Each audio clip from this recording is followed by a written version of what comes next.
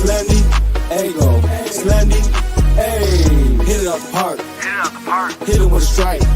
From the national anthem to the bottom of the night. I'm in Slendy, Ego, Slendy, Ego, Slendy, Ego, Slendy, hey. You already know what's up. What's that? Another home run. But you know the job ain't done till we hold that trophy up. Hey. What's up, everybody? Welcome to episode 426 of the Talking Friars podcast and YouTube show. Ben Fadden with you here. The All-Star Game just ended. The All-Star Game MVP, I believe, is about to be handed out here. I'm expecting it to go to Elias Diaz, who ended up with a huge home run for the National League and gave the National League the lead. Lourdes Gurriel, he was someone that I thought should not have been in the All-Star Game over Fernando Tatis Jr., but he almost hit a bomb. Hit one, but it went foul, according to the replay officials there. In the All-Star Game, it's almost like just let the ball go fair there. That was the original call. It's the All-Star Game. It doesn't really matter. Like, just let it go. It felt like the moment kind of just wasn't that big because of the replay. Like, it really just slowed the game down. But I do get, like, you want to get the call right still just because it's the rules. But that was a weird moment there. But yeah, Elias Diaz, who would have thought? Colorado Rocky, he ends up being a big difference in this game. Josh Hader, Juan Soto, obviously the two Padres players. I thought both had pretty good performances. There was a route by Juan in right field. He was mic'd up. He was talking to the broadcast booth and kind of had a bad route on a ball that I believe Brent Rooker hit, former Padre, by the way. And so that wasn't great, but he smashed a ball, went 1 for 3 on the night. He came in for Ronald Acuna Jr., who started the night in right field. And I think he struck out in his first at-bat. Acuna did. Was it first at-bat? No, maybe his second at-bat. But Sonny Gray pitched tremendous. I know I'm kind of bouncing around here, not just all Padres, but just some takeaways from this game. Obviously, Padres-centric. Soto going 1 for 3 there. And he obviously played a lot. It's not like this was where he got 1 or 2 at-bats. And then Josh Hader came into the game in the 8th inning. Now, looking back on it, maybe it would have been smarter for Phillies manager Rob Thompson to use Josh Hader in the 9th inning instead of Craig Kimbrell.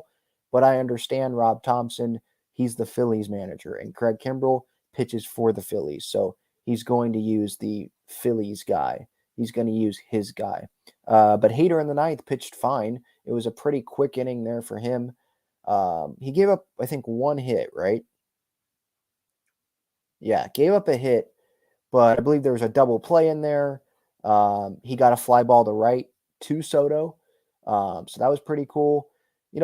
So Elias Diaz, yep. Cal Ripken Jr., he's handing out the MVP. Danny Sanchez, the interpreter for Elias Diaz, standing there. He does some PR for the Padres. So cool moment there. But yeah, Diaz had a huge home run. This All-Star Game, my reaction to this is, yeah, it was a really cool moment there at the end. Like, Julio Rodriguez is up there. Craig Kimbrell, he's kind of struggling on the mound there. And he just walked Kyle Tucker, and J-Rod in front of his home fans has a chance to go walk it off, and he ends up walking. So it wasn't like this tremendous ending, but that was great theater at the end of that game. That was like popcorn theater, if that makes sense, right at the end, with J-Rod with the potential to hit that home run and win it in front of his home crowd. Having the home crowd chant Julio, it was a cool moment. And I thought another cool moment was when Ohtani was up to bat. Again, I know this is veering off, not just Padres, but it was just the All-Star Game. It just happened. So these are just kind of thoughts that are in my head that I'm just blurting out here. Ohtani fans, while he was up, were chanting, "Come to Seattle." I think that was pretty cool. I think maybe us Padre fans should have done that in San Diego. But no, that was a good idea by Mariners fans. And Mariners fans, they're really passionate. I don't know where they rank in terms of attendance, but when this team is doing well, I'm not saying they're bandwagon fans. Like, they do still watch the games even if they're not doing well. but that's a good baseball town. I know when you think of Seattle, you think of the Seattle Seahawks, obviously, and the 12th man.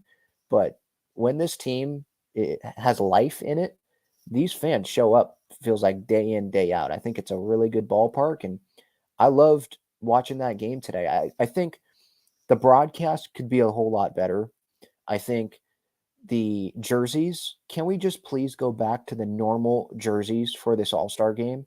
Like, why do they have to be wearing like the BP jerseys during the All-Star game? It's because of Nike. Nike's paying Major League Baseball a ton of money to wear it during the All-Star game. I liked it how it was in San Diego, where you can wear like this because it's in Seattle, you can wear the Seattle colors during the home run derby, but during the game, have the players wear their actual jersey, because there were at some points, and I'm a diehard baseball fan, so I know all of the players in this game. But there's moments in this game where it's like, yeah, a casual fan turns on the game and they're like, who the heck are these people on the mound here?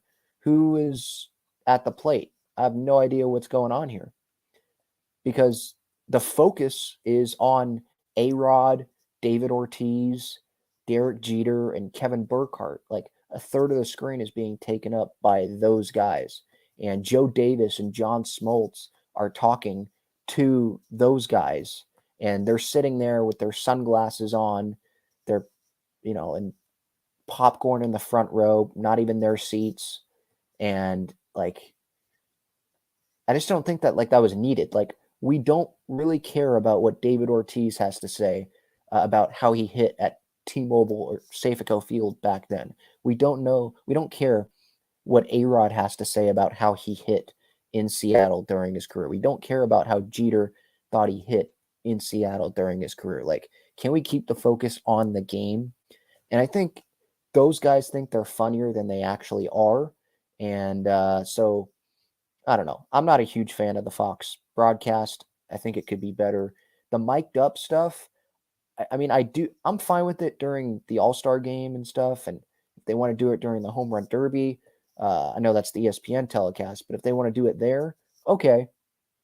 But I think they could still be better with the mic'd up stuff. Like the Juan Soto mic'd up stuff today, that was pretty boring to me. Just being honest, I thought that was pretty boring, and it didn't really add anything to it.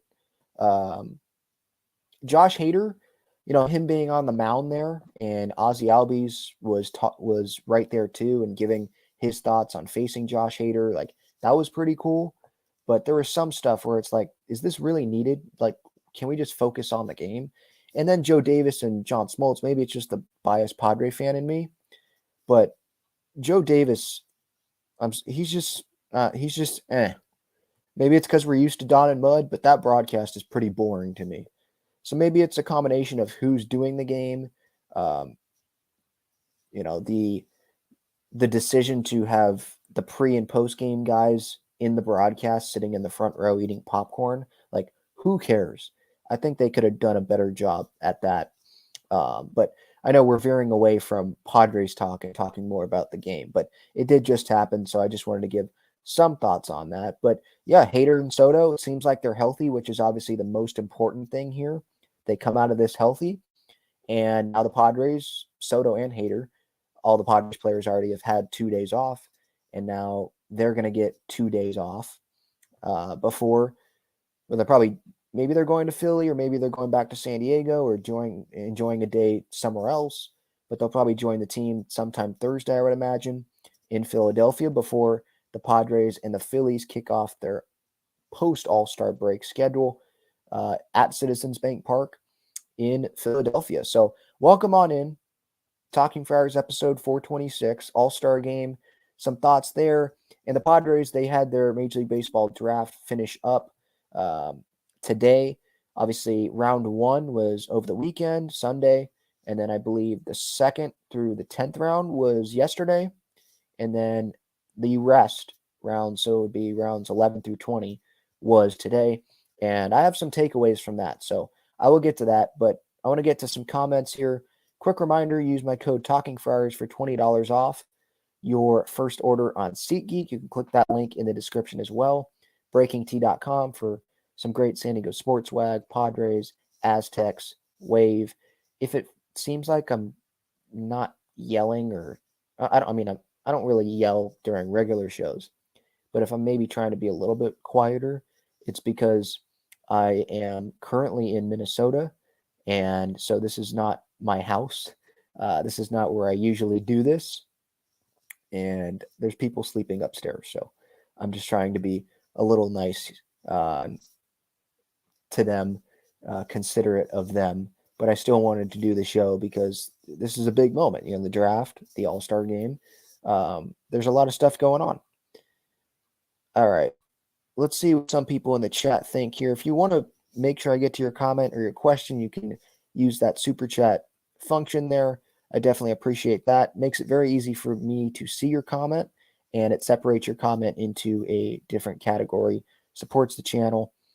Let's see here. El Guerrero says, Hader didn't even get to talk much while mic'd up. Yeah, well, because he was sharing the mic'd up moment with Ozzy Albies, and he was on the mound, so he probably didn't. I don't even know if he wanted to do it, but they probably approached him about it, and he was like, okay, I guess I'll do it. Juan Soto's joining the Fox broadcast right now. Um, they get I'll give credit. I'm not huge fans of the Fox broadcast people, A-Rod, Big Poppy. I'm just not.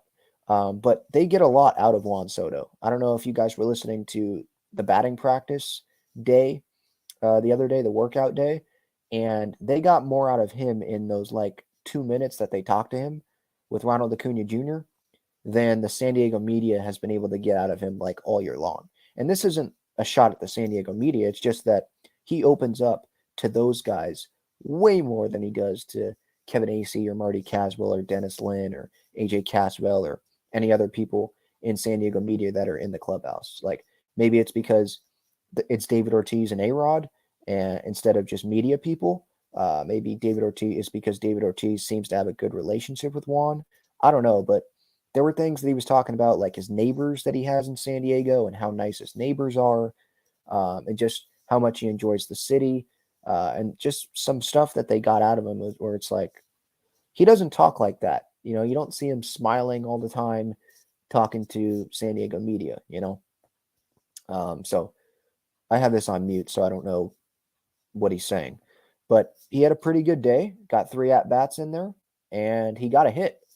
It was the hardest hit ball of the night. It was over 115 miles per hour, a rope to right field. And so the National League, they get their first win in the All-Star game since, 2012, 2013, I think. I saw that. I forget when. Let me see if I can find it here. The first since 2012. Wow. Yeah, that's been a while, since 2012. Yeah, and Hader, I'm seeing in the comments here, Hader did pretty good in the 8th. Yes, he did. Yep, he did allow a base runner, but was able to get out of it pretty quickly.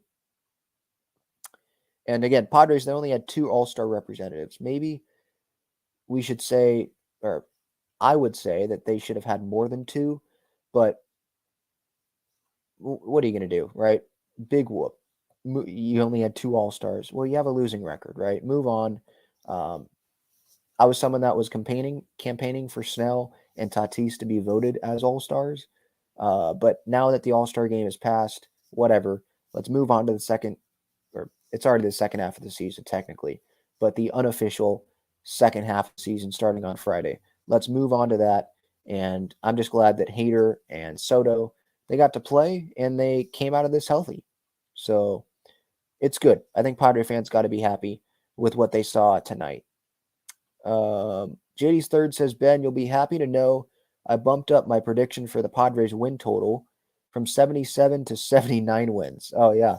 Huge bump there on the Padres win total. Will they get to 79? I think they can get to 79. That's not going to be enough to make the postseason, though.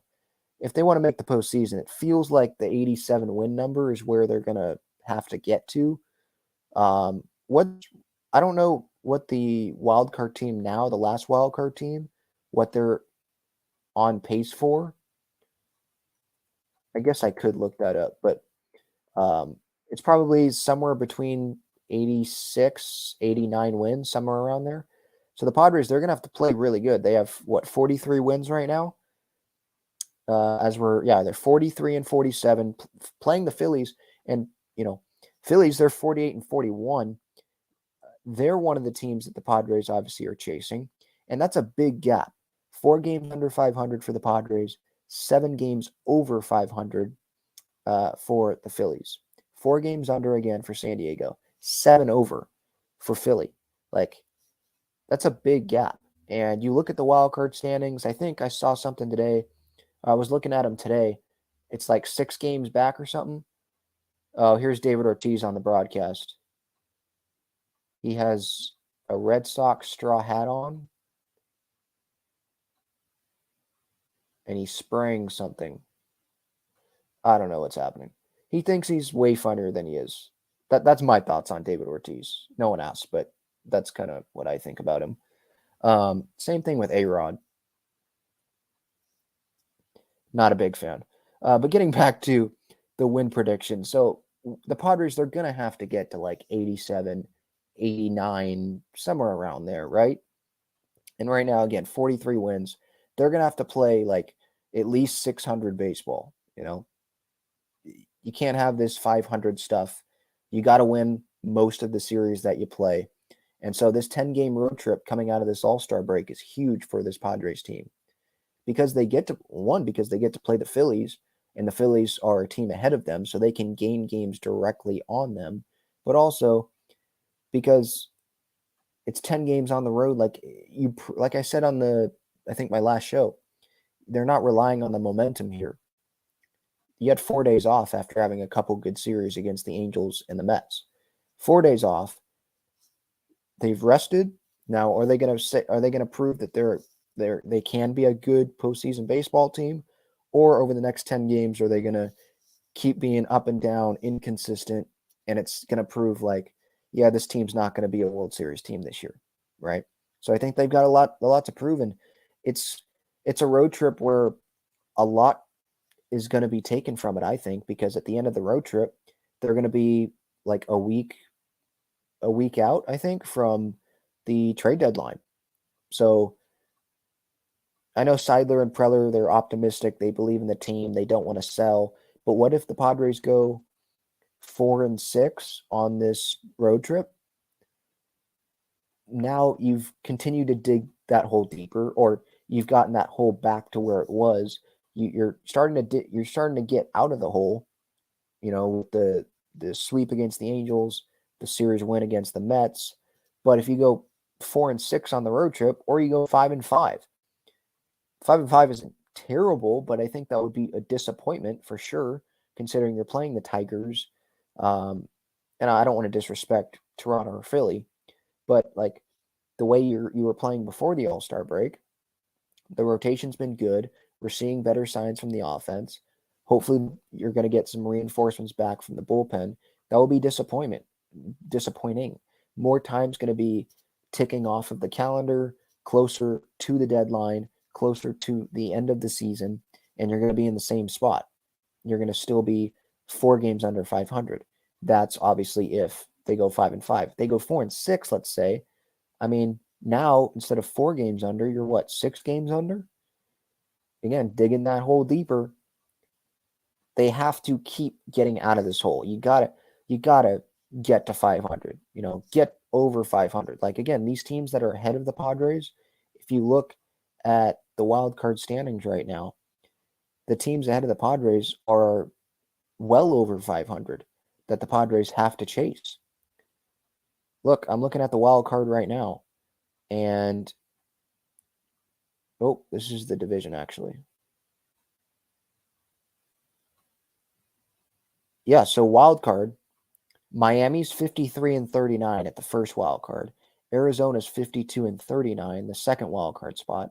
And then the Giants, 49-41. So again, that's a huge gap that the Padres have to get to, or a huge gap that the Padres have to slim down, right? And eventually close the gap all the way and get over the Giants or get over whoever has that third wild card spot. The Giants are 8 games over 500.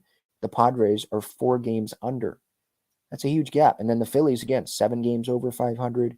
Milwaukee, 7 games over 500 as well. Padres 6-4 in their last 10. So are the Phillies and the Brewers. They're also 6-4 in their last 10 games. So it's not going to be an easy task. I like what they did going into the All-Star break and the baseball that they were playing, but that's not going to mean anything if they can't keep playing like that.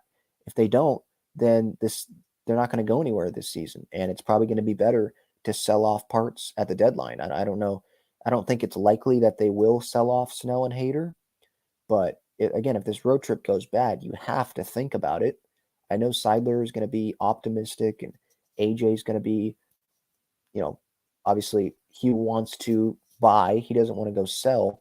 So we know where they're leaning. They've said that publicly.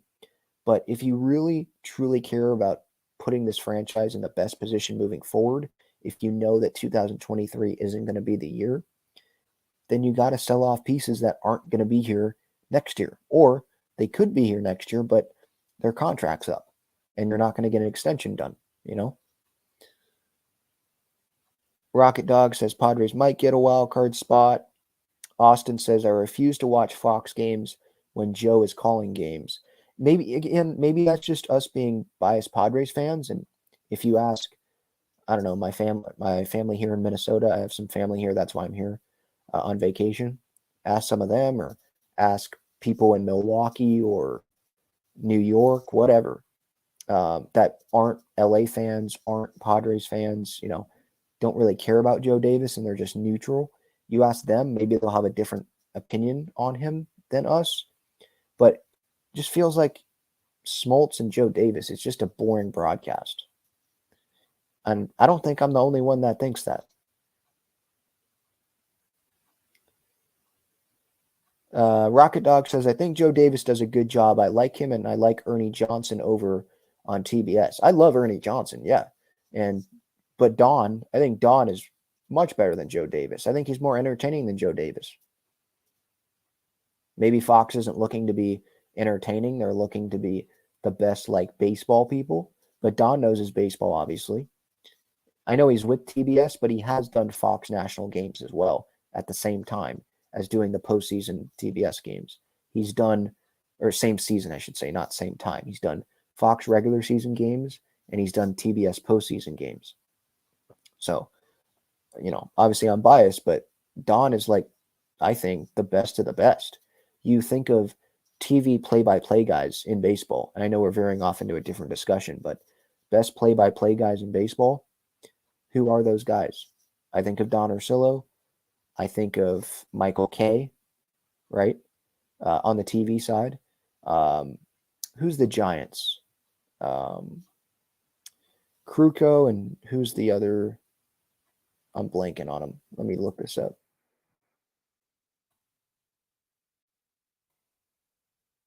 I like Vasgersian. He's pretty good too.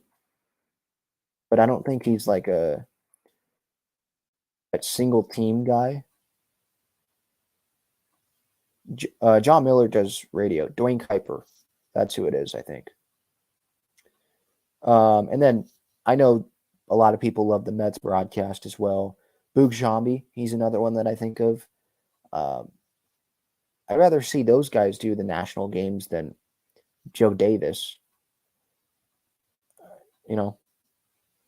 I just don't. I'm not a big fan of his.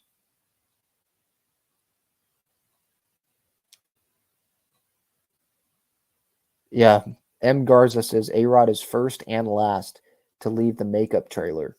Yeah.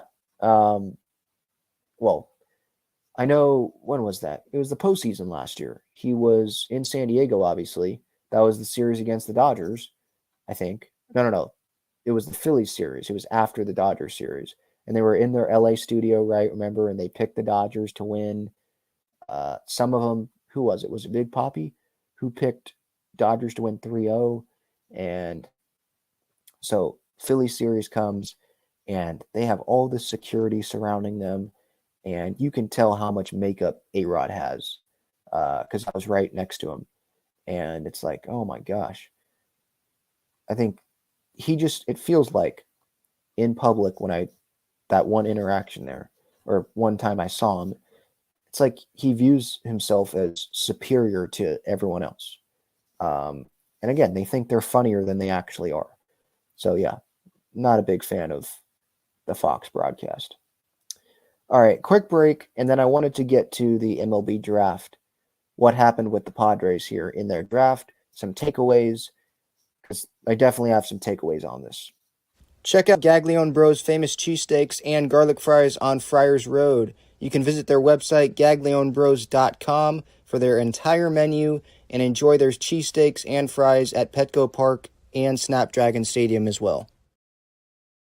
All right, apologies again for the Wi-Fi. Hopefully the ad played because it's not showing on my end. But let's get to the MLB draft stuff. So again, it was Sunday, Monday, Tuesday, the 20 rounds. It used to be like, 40 rounds? But they've sliced that like in half essentially. And there are some players that think that's not as many rounds as it needs to be because they were drafted in rounds that were later than the 20th round. And so they wouldn't have even gotten this opportunity, and they're in the big leagues now. They wouldn't have gotten that opportunity if the Major League Baseball draft was how it is right now. And I understand that, but 40 rounds does feel like a lot. And that's a lot of turnover every year for the minor leagues, I would think, right? So 20 pick, or the Padres didn't make 20 picks. Let me see how many picks they made here. 3, 4, 5, 6, 7, 13, 14, 15, 16, 17. I think 18 picks that they made. Yeah, because they lost their second round pick. They lost their 5th round pick. And I believe that had to do with the Padres signing Xander Bogaerts. And it might have had to do with them signing Darvish as well, extending him. But I think mostly it's the Bogart signing. 2nd pick, 5th round pick, and then they lost money as well. They only had a little over $5 million, I think, to spend in this draft. And so if they do sign their 1st round pick, Dylan Head, that's going to take up more than half of their room for their entire draft to sign these guys, because there are penalties for, going over the luxury tax thresholds, right? So, and you lose picks because Bogarts, right? I think it was the Padres had to give the Red Sox one of the draft picks because they made a qualifying offer to Xander Bogaerts, right? So those things like that cost you picks, can cost you money, based on where your payroll is, and so the Padres have had to adjust. But Chris Kemp, he's, I believe, the director of amateur scouting now, and he ran the whole thing. Him and Preller are the guys that ran this for this amateur draft. They just view it as a challenge. Like, okay, they get assigned this amount of money. All right, well, we can't change that. So we're going to do what we think is best with this money, strategize the best. Maybe it involves taking a player higher in the draft, or taking a player that maybe isn't, I don't know how to say it. Like, maybe you're high on the player, higher than other teams, and you can get him for less money than what you would have to pay for a guy that's still available. Like, it's just because that's the budget that you have. So Dylan Head, he went 1st overall, and his pick value is $3.17 million. So we'll see if he ends up signing. He is committed to Clemson, so it's not a guarantee that he does sign, but he did do that virtual press conference with the media after being drafted on Sunday in the 1st round by the Padres, and he said he loves San Diego and all that. So it seems like he's going to sign. It was 25th pick overall. It seems like he would sign, 1st round pick. Never know what would happen in college, maybe injuries or whatever. Draft value go down. You can get millions of dollars right there on the signing bonus. So I think he'll definitely think about signing, and I think he would sign. I don't think the Padres would draft him in the first round if they didn't think he was going to sign.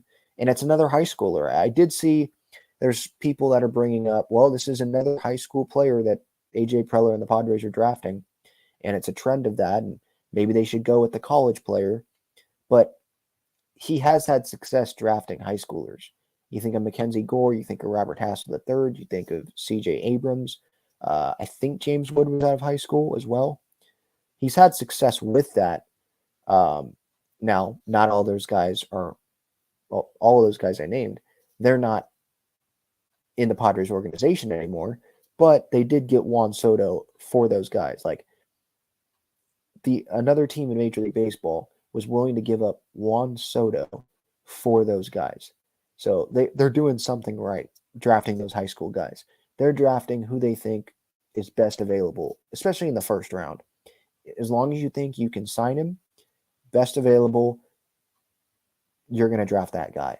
And the Padres, they've had a trend of drafting up the middle talent, right?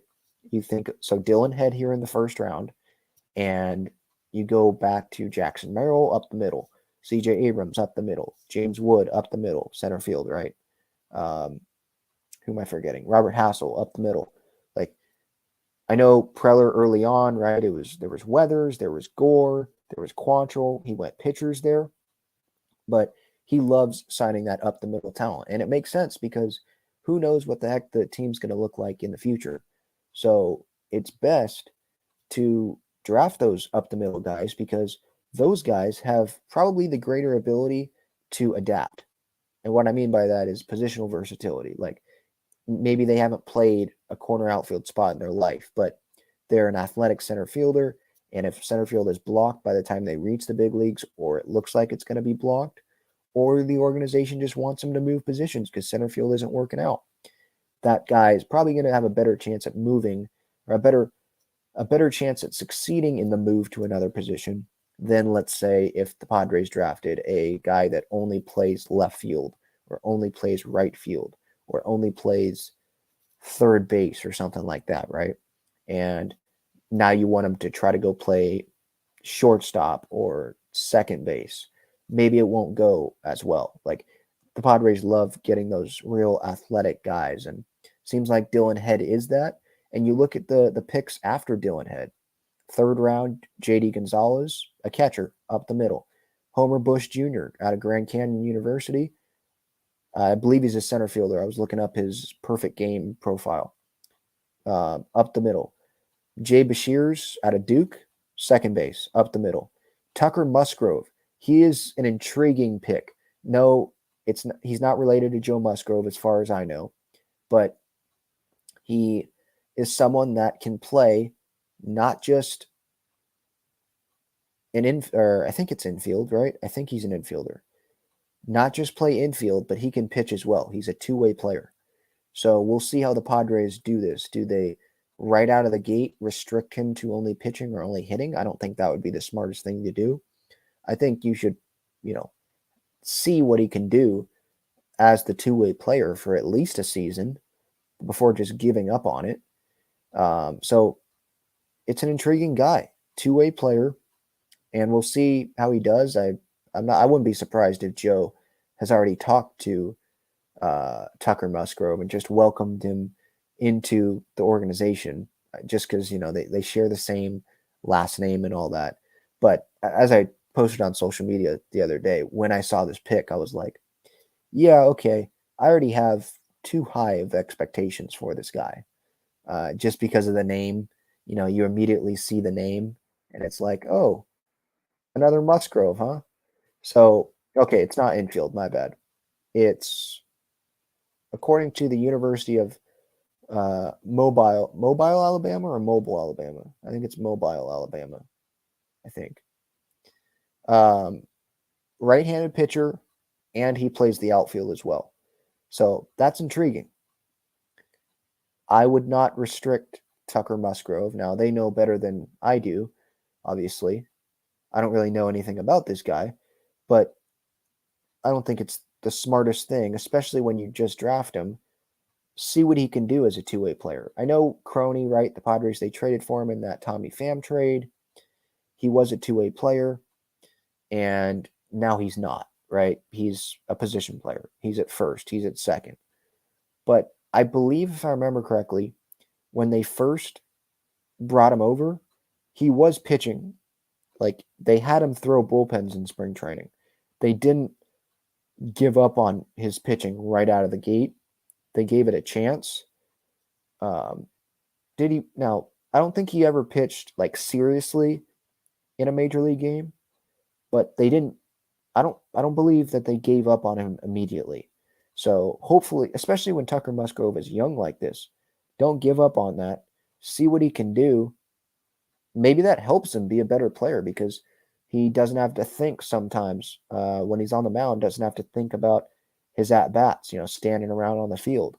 Or when he's at the plate, he doesn't have to sit there. He's not sitting there in the dugout thinking about him pitching, So, yeah. Tucker Musgrove, that's a guy to watch, obviously. Not just because of the name, but because of the profile as well. And then Cannon Kemp was the eighth round pick for the Padres, pitcher. And then Ryan Wilson out of Davidson, an outfielder. Nick McLaughlin out of Arizona, a shortstop. There was a Arizona, I think, outfielder that the Padres were eyeing, but he got taken before Dylan Head did in the first round. And then starting in the 11th round, I noticed this today, there was a long string of pitchers picked by the Padres. That year, I forget what year it was, maybe it was a couple years ago, where the Angels, they drafted, I think, literally, no joke, every round of their draft was pitchers. Every round. And obviously, the Angels did not have the best pitching depth. So they immediately wanted to stock. I think that was Perry Minasian's first draft as the head guy with the Angels. So they wanted to stock that farm system up with pitching. And the Padres, that reminded me of that with the Angels. Because the Padres today, they ended up drafting 4, 5, 6, 7, 9 pitchers in a row from the 11th round all the way to the 19th round. 11 pitchers in a row. And then the final round, they ended up going with B.Y. Choi, shortstop, another up-the-middle player. Like, that's just what I had the Musgroves on my mind. That's what AJ, Chris Kemp, that's just what the Padres love to do. So, up the middle, I mean, you look through the draft. I'll get back to the pitching here in a moment. But just, you look at the draft. Outfielder, catcher, outfielder. Those two outfielders, center fielders. Second base, two-way player, pitcher, outfielder, shortstop, pitcher, shortstop. Like, it's a lot of up-the-middle talent. And again, usually these high school teams, the college teams, the best players are playing up the middle. The most athletic guys are playing up the middle. So again, it goes to that versatility, being adaptable. And I think the Padres like that. And they, Chris Kemp and the Padres, they can say with the pitching thing today, right? 9 straight rounds, right? That's what I said. 9 straight picks for them being pitchers.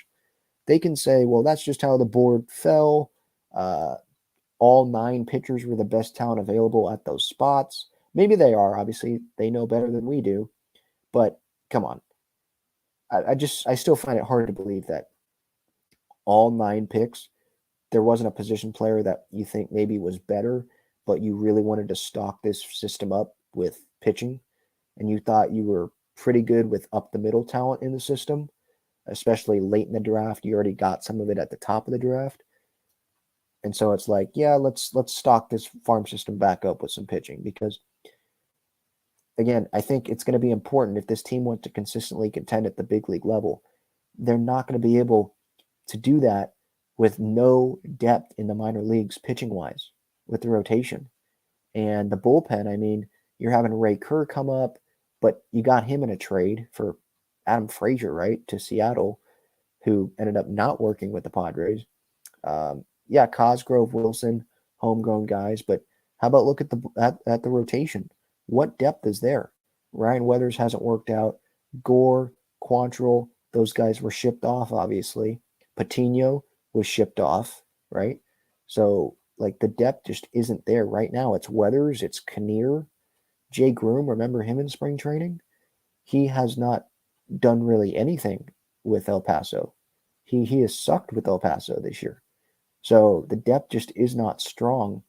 And I guess short term, that's a worry.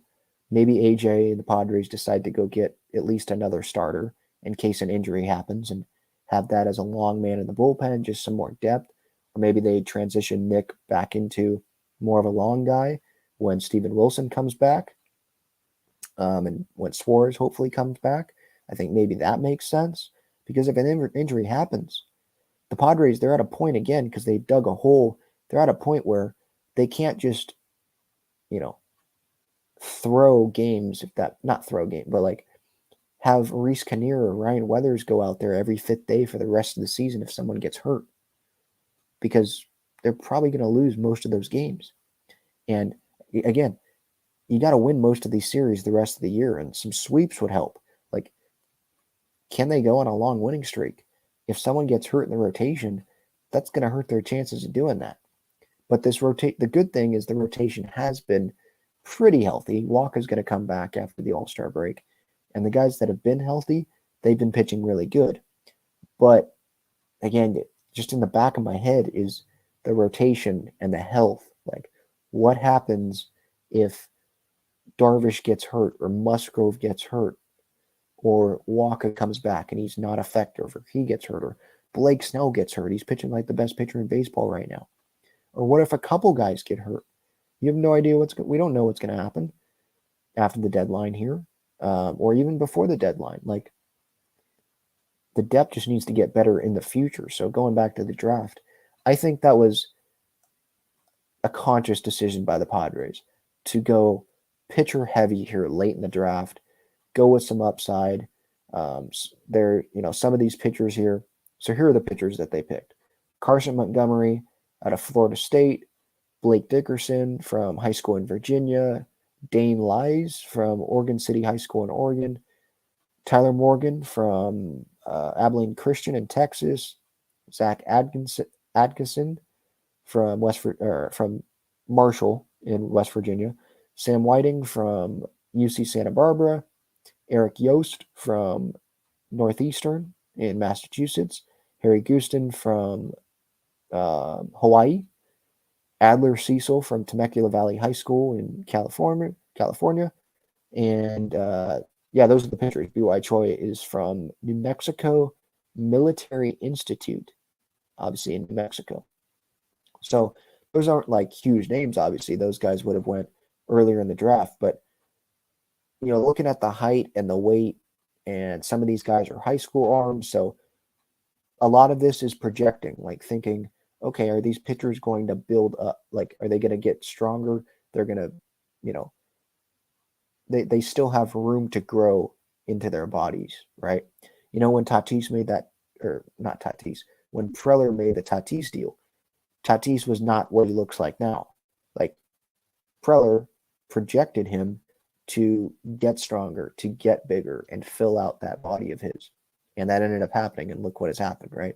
So a lot of the draft here is, just projecting and hoping that those projections will work out, especially late in the draft. Like, you would think that some of these pitchers are going to hit. You pick 9 pitchers in a row, none of them are going to hit. None of them are going to reach the big leagues. I have a hard time believing that. So we'll see what happens. I was not surprised by this Padres draft. I'm not going to sit here and say I'm super familiar with all these names, but Dylan Head, speed, athletic, up the middle. The first 4 picks, up the middle guys. And then Tucker Musgrove, two-way player. Again, that's versatility. And then pitcher heavy the rest of the draft. And that's a spot in the organization that I think could get better. And there's pitching right now in the farm system, but it's like Robbie Snelling, Jackson Wolf, right? They're not high in the minor leagues. They're not sitting there in AAA knocking on the door ready to go, right? Alec Jacob was called up from AA, but you don't really see that for the most part from major league teams. They're not calling up guys from AA very much. Usually it's AAA where you're getting that. And the Padres just don't have a lot of depth there. So hopefully we look 5 years down the road here, 4 or 5 years down the road, and there's going to be multiple guys from this draft class sitting there knocking on the door in AAA. Maybe they'll get there earlier than that. Who knows? But I say 4 or 5 years because there's a lot of these guys here that were drafted that were from high school. There's multiple guys here that are high school seniors. So they're not going to be up in 2 years, right? So those are some of my takeaways for the Padres on their draft. Let's see if there's anyone that has any thoughts here in the comments. But as I scroll up here to get to some comments, just a reminder about Underdog Fantasy. So if you're new to the channel, again, I hope you subscribe and you like this content. I usually am louder and sound a little more passionate on shows. But again, if you're just coming in here, it is, what time is it? A little after 11 o'clock here where I am in Minnesota. Have some family in Minnesota, so I'm not at my house. So I'm trying to be a little quiet to be considerate of those that are sleeping upstairs. But I'll be back at the end of the Phillies series. I probably, just warning up, I probably won't be doing a Padres Phillies series reaction right after the game on Sunday, Padres Phillies, because I'll be working another job, but I will have a series reaction out. If not Sunday night when I come home, by Monday, obviously, before the Padres take on, or Monday, I think Monday's an off day. So maybe I do it Monday morning. We'll see. I'll have it out at least by Monday night, a series reaction there, Padres Phillies, that gets kicked off on Friday. It's a weird 4-game series, and I'll get into that here in a little bit, but just want to continue talking about Underdog Fantasy here because I wanted to finish that. Use Underdog Fantasy. It's a great resource. You click that link in the description, you'll get a deposit match up to $100 if you sign up there using that link. And I think there's a promo code there as well, promo code Talking Friars. But if you click that link, I don't think you need the promo code. It should just work right there. If you have any questions, feel free to put it in the comments or DM me on social media at Talking Friars on Twitter and Instagram and Threads. I'm on there too. I don't check that as much as often, but Instagram and Twitter, definitely a place you can find me there. But yeah, this Padres Phillies series, before I get to the chat, Padres Phillies series coming up. It's a weird 4-game set. There's a scheduled doubleheader on Saturday. I know that Major League Baseball, they wanted to give everyone at least 2 days rest, including the All-Stars, right? Non-All-Stars, they got 4 days rest after Sunday, Monday, Tuesday, Wednesday, Thursday, and then everyone resumes play on Friday. I know they used to play, let me double check this. They used to play like one game on Thursday night, like have it be on ESPN. I think Cubs Cardinals was that a few years ago, just to like kick off the unofficial second half of the year. So I don't know if a team's playing on Thursday. I'll check that. But Friday, Padres open that series in a scheduled doubleheader on Saturday. Don't really get that. I get that they want the off days before you resume, and they're giving the Padres an off day on Monday, so I think they'll take it. And I'm glad that the doubleheader is happening on day 2 out of the All-Star break. It's not like it's happening 8 games in and there was no off day in any of those games, right? So that's good. But hopefully the bullpen's not in a bad spot going into the second game of Saturday or going into Sunday's game. I think some of the starters have been announced. I think Darvish is pitching game 1 on Friday, and then Snell is going to pitch, I think, game 1 Saturday. Don't have a starter for game 2 of that day, so game 3 of the series. And then the series finale, I think I saw it was going to be Seth Lugo, and Waka will pitch, I think, the second game of the Toronto series. Musgrove, I believe, is pitching the first game of the Toronto series. So Waka will be coming off the IL. after the All-Star break. Oh yeah, sorry, I forgot.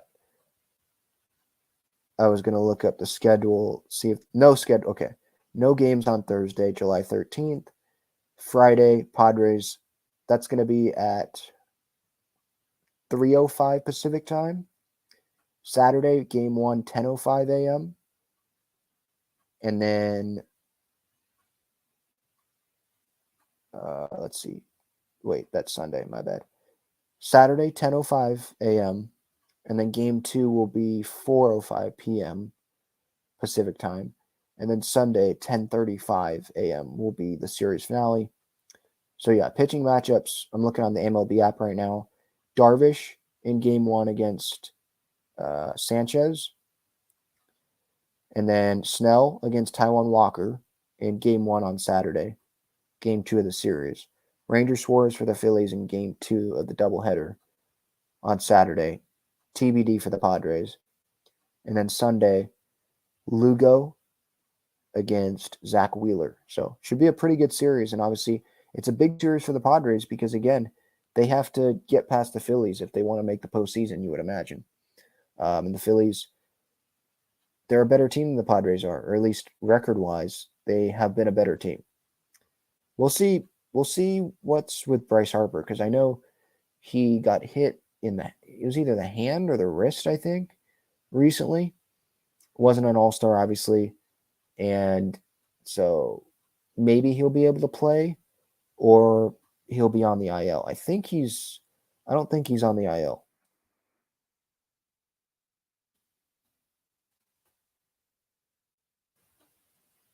Okay, injury update. Let's see what the injury update here is on Bryce Harper. He was hit by a pitch last Saturday. Oh, elbow. X-rays on Harper's right elbow returned negative, and he is only dealing with soreness after exiting last Saturday against the Marlins. Okay, so I don't think he played Sunday. Issue does not appear to be serious. Okay, I'm reading from Sports Illustrated. So maybe we'll get a compromised Harper, or we just won't. But that was something that came into my head about this Phillies series coming up. But yeah, it's a big 10-game road trip, obviously, for sure. All right, let's go to the chat here to end this night. Gil says, we selected 9 pitchers in a row and went shortstop with the last and 20th pick. Me like that strategy a lot. You can never have too much pitching because pitching is king. In this game, we know as baseball, 12th round kid looks like a steal if we can sign him. 6'6" lefty high school pitcher who touches 93 with ease. Yeah, and that's what, those 12th round guys are, day 3 guys, as I assume scouts would like to say. They probably like to categorize people in what day they would get drafted. Those day 3 guys, you're trying to find something out of someone. Probably doesn't look great right now, but maybe a couple fixes mechanically, or kind of like the Tatis thing. I know that wasn't the draft, but Bill, do you think that he can get stronger, and because of that, or him growing still, just him getting bigger, it will allow him to be a better player, right? Like trying to project and just take a stab at it, and if it works out, that is tremendous.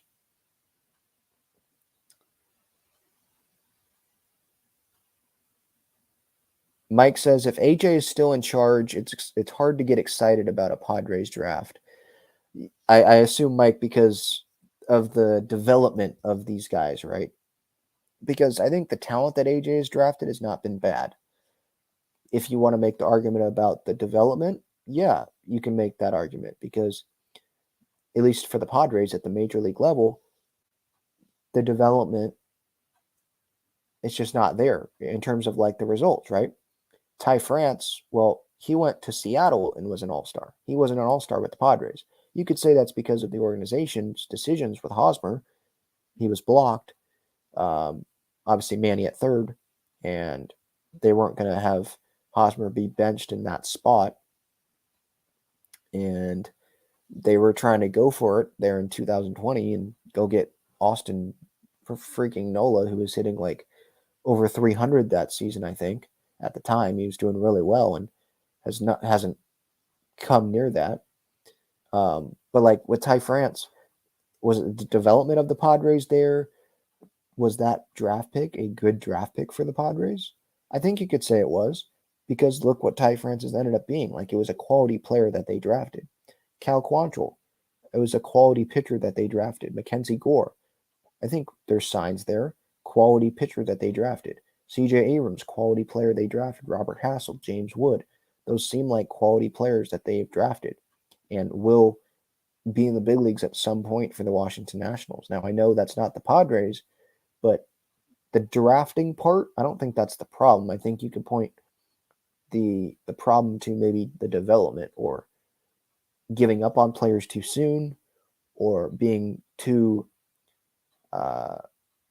start hunting too much, maybe. But those guys that AJ has acquired are proven guys.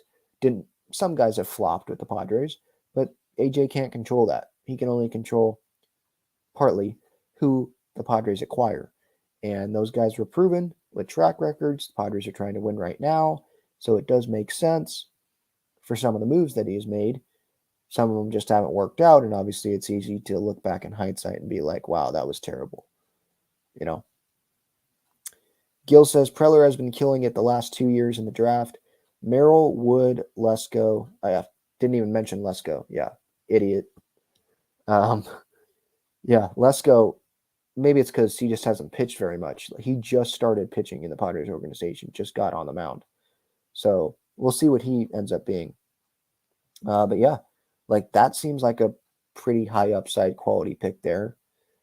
So Mike, I don't think the drafting part is the problem.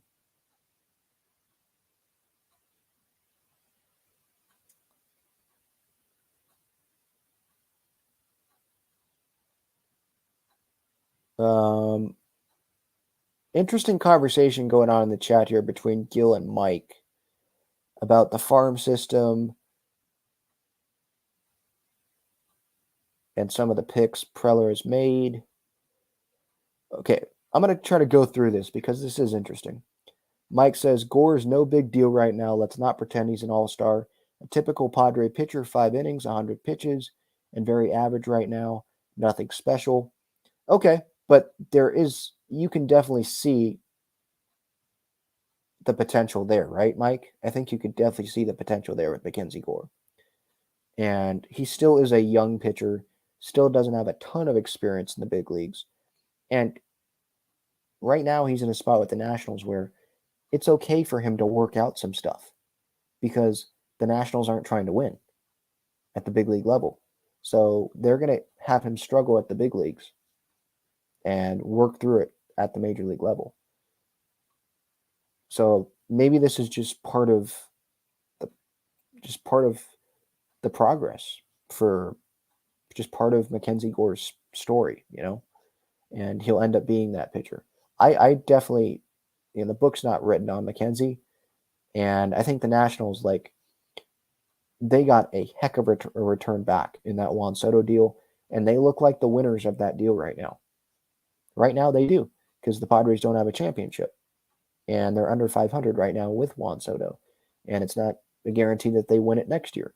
If they win a World Series, then yeah, Padre fans were going to say it was worth it. But if they don't, and they don't extend Soto or don't bring him back in free agency, the Nationals won the trade. It's as simple as that for me. It's pretty black and white for me. Mike says, can we at least wait until some of the players traded for Soto actually become something in Major League Baseball before anointing Preller a genius? That's fair. Sure. Gil says, a lot of other promising prospects like Tyler Robinson, Jacob Marcy, Isaiah Lowe, Adam Mazur, Jared Collier, in the last 2 years, he's really replenished the farm. Chris Kemp, he did mention that during the draft, or not during the draft. I think during the draft, his post-draft online media press conference, whatever, over Zoom with the media, like he thinks the Padres organization is pretty good at restocking the farm and replenishing the farm. That was the word Gil used there. And I would tend to agree.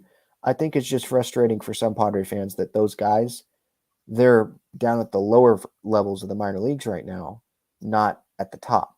But when you do trade a lot of guys to other teams that were closer to the big leagues than some of these guys, you have to go, you replenish the farm by drafting. And when you draft, they don't go to AAA immediately. It's a process. It takes time. And it takes time for those that were drafted in 2022 to keep moving up. And the guys that were drafted this year, they're going to be in Lake Elsinore or rookie ball. And it's going to take time for them to move up. So it's going to take some time to, I think, at least, maybe another year at least, to start seeing that depth in AAA, maybe a couple years before we start seeing that depth actually, be in El Paso playing for the Chihuahuas, and then hopefully coming up and helping the Padres win. Mike says, how about just one impact player in 10 years in the major leagues? Are you talking about Padres drafting one impact player? Yeah. Ty France maybe could have been that guy. Tom Cosgrove was drafted. Steven Wilson was drafted. But I know, Mike, that's not what you want. You want someone like Trey Turner, right? Someone that can, like it's like an everyday, can be a star player for the Padres, was drafted, developed, and he's a star for them, right? While, Tatis, he was traded for. I know he was young, but you got to give credit to the Padres on that. But he wasn't drafted. And you look at some of these draft picks, they're not with the Padres anymore. Naylor. I see Naylor in the chat there from Gil. Naylor's another one. Andres Munoz, who have moved on to other teams. I don't think Munoz drafted. I think that might have been an international signing. But yeah, there's a lot of talent that has moved on. But, I think you also got to realize the Padres' stance, where they are, where they've been in the past few years. They're trying to win.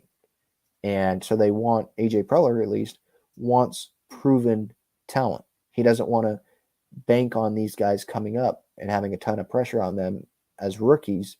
And what if they don't perform? I think he'd rather fail knowing that he acquired guys that were proven at the time having success,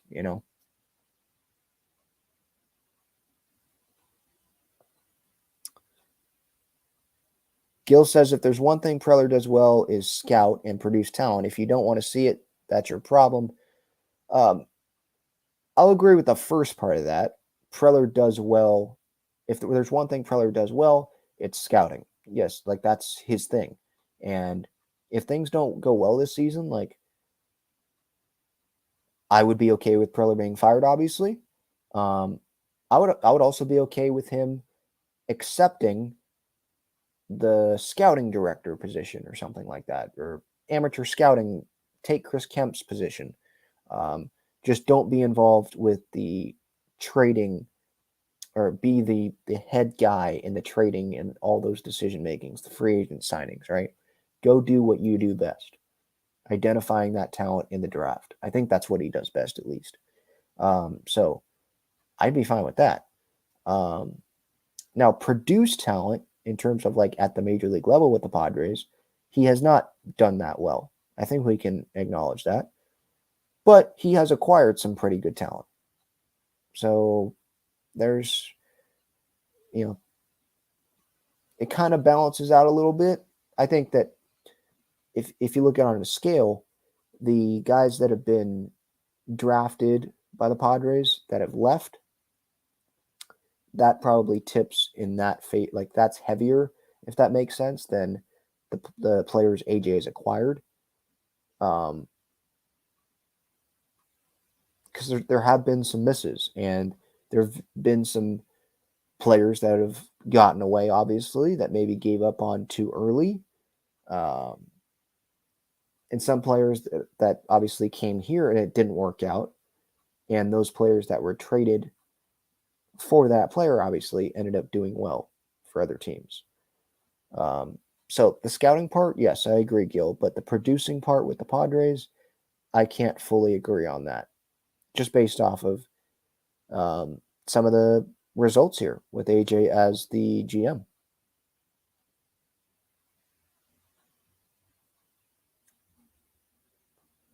Chad says, "Don't forget the Braves. They're another organization that is a very well oiled machine from the top down." That is true. Yes, I feel like, is it just me, or sometimes when people discuss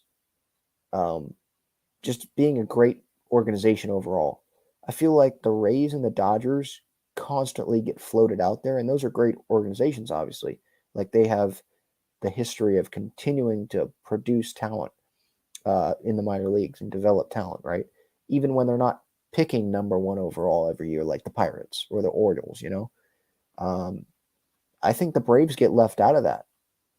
The Braves, they get the extensions done with the young players that they identified, and it seems like they always have pitching coming up. Regardless of Max Fried gets hurt, well, they have young pitching still coming up. Bryce Elder, I think, is the guy's name. Let me see. Bryce Elder. He's this young, he's 24, and he's been one of the best pitchers in baseball this year. Sub 3 ERA, and it's his second year in the big leagues. He pitched in 10 games last year. Like, they just find guys. They continue to find guys. So yeah, the Braves are definitely one of those organizations where it's like, yeah, you want to look like those. You want to look like that team. A core of players that are locked down, but it's not ridiculous contracts. You have strong pitching. You have a stable coaching staff, obviously. And you have guys that buy in, it feels like, to everything, because there's a lot of trust there.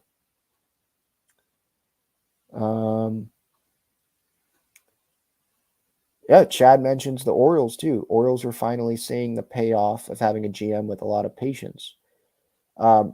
They have drafted well as well. You think of Adley Rutschman, Gunnar Henderson, Heston Kjerstad. I think they just brought up an outfield prospect. Kauser is his name, I think. Let me look up the Orioles farm system here. Yeah, they're stacked. Jackson Holiday they just drafted, right? A couple years ago.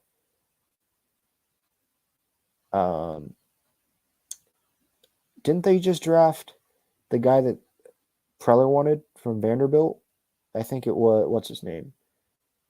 I talked about him the other day. Eldridge from Vandy? It might have been Baltimore or another team. They drafted either the Arizona outfielder or Enrique Bradfield from Vandy. But yeah, like, look at their farm system right now. Jackson Holiday, who I think is already in Double-A now. Colton Cowser, Jordan Westberg, Heston Kjerstad. It's like they have a lot of talent there. And the Padres, they did have that, but they traded away for Juan Soto. Where the Orioles, it feels like they're not going to make a huge trade like that. They're going to really try to bring these guys up, see what they have, because they're not in the position to, or at least they're not trying to go all out and win right now. They're trying to win. They have a good team on the field, but they're not trying to go all out and acquire all these superstars. They're trying to make the superstars in the organization. And then maybe pitching they go out and spend big on or go trade big on. But the position players, it's going to be a lot of core players there. And hopefully that's what the Padres end up becoming. All right, I think that's going to do it. Talking Friars episode 426. Thank you all, whoever is here listening on the podcast platforms, watching on YouTube live, on replay. I appreciate everyone for being here. Again, I was quieter tonight because there are people sleeping upstairs. So everyone, have a great night. The All-Star Game was a fun watch, and can't wait to watch this Padres team start back up after a couple days off here on Wednesday and Thursday. Start back up on Friday for a 4-game set against the Phillies over the weekend. So have a great rest of your night. See everybody.